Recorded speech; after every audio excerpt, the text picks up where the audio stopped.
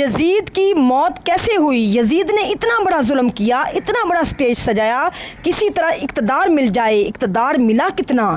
یزید جو ہے اقتدار میں 3 برس 6 ماہ رہ سکا، بس 3.5 سال اسے اقتدار ملا، اور پھر اس کو کس طرح 39 سال کی عمر میں مر گیا، 39 ایئرز کی ایج میں مر گیا۔ کیا عمر ہوتی ہے؟ یزید کی بڑی بڑی عادتیں تھیں، بڑی بری عادتیں تھیں۔ شراب کا عادی تھا، بدکاری کا عادی تھا۔ ایک رومی لڑکی سے اس کو عشق ہو گیا، اس لڑکی نے اس کو جنگل میں بلایا، جنگل میں، ویرانوں میں، بیابان میں بلایا، اور جب خوب شراب کے نشے میں مبتلا ہو گیا، یزید کو لڑکی نے خنجر کے وار کر کے یہ کہہ کر ہلاک کیا کہ تو اتنا بدبخت ہے، اپنے نبی کے نواسے سے وفاداری نہ کر سکا، مجھ سے کیا وفاداری کرے گا؟ اس کو مار کر وہ لڑکی چلی گئی۔ کئی دنوں تک کسی کو پتہ ہی نہیں چلا۔ چیل کوے یزید کی لاش کو نوچتے رہے۔ اس کے ساتھی ڈھونڈنے نکلے کہ یزید کہاں گیا، کدھر گیا۔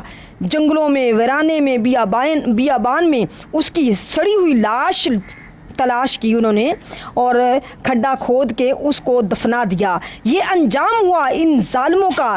ایک یزید کے بعد سب سے بڑا، جو یوں سمجھیے کہ کوفہ کا جو گورنر تھا، وہ بڑا مجرم تھا، اس کا نام تھا، وہ بڑا مجرم تھا، اس کا نام تھا ابن زیاد۔ ابن زیاد کی بھی آپ دیکھیں کہ اللہ اپنی قدرت کے نظارے کیسے دکھاتا ہے۔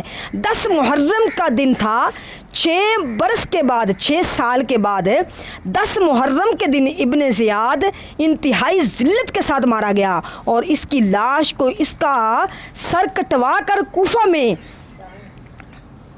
میں بھجوایا گیا۔ یہ وہی محل تھا جہاں امام حسین کے سر انور کو لایا گیا تھا۔ ٹھیک 6 سال بعد ابن زیاد کے سر کو لایا گیا۔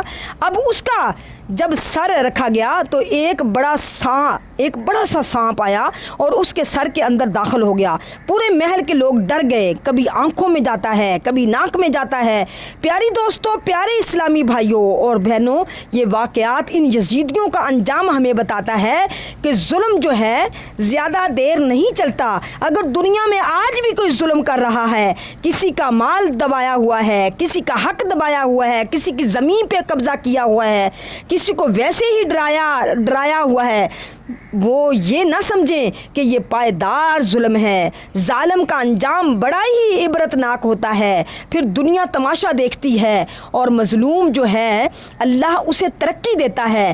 ظالم ہونا یہ یزیدی طریقہ ہے، مظلوم ہونا یہ حسینی طریقہ ہے۔ کبھی ظلم ہو بھی جائے تو ظلم کا بدلہ ظلم سے نہیں دیا جاتا۔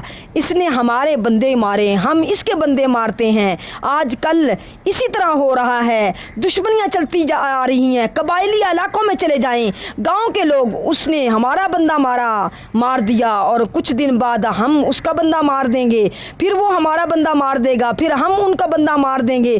تو خدارا معاف کرنا سیکھو۔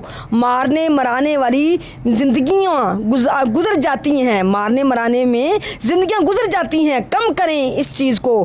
ظلم کرنے والا کبھی کامیاب نہیں ہوتا۔ اللہ مظلوم کے ساتھ ہوتا ہے، مظلوم کی دعا سنی جاتی ہے۔ تو ہمیں اللہ ہمیشہ ظلم سے محفوظ فرمائے، درگزر کرنا سکھائے۔